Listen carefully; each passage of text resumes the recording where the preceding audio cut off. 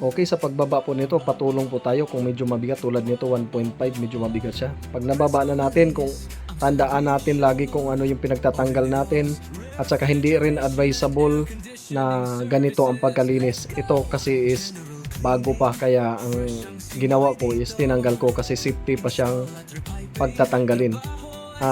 Masasabi ko safety kasi hindi pa malutong mga wire, yung mga adapter ng mga socket niya hindi pa po malutong.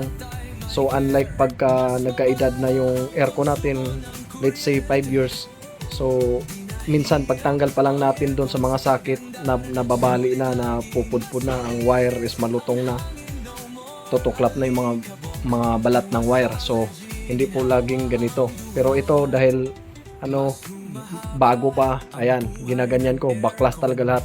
Kumbaga, ito ang tawag na deep cleaning.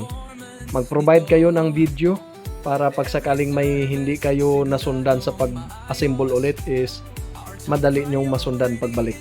At saka yung motor, lahat ng may electronics, wag po nating patamaan. Ang ginawa ko sa akin dyan is yung binalot ko siya at saka inalis ko rin siya dyan sa area, yung mga may wire. Maliban dyan sa motor. Yung motor po kasi na yan is hindi ko pinapatamaan. So ayan, pag ibalik mo lang, balik mo lahat, ayan, naikabit na. So titestingin mo. Pag na-testing mo na, pag okay na, ayan, tulad niyan, umaandar na, all goods na.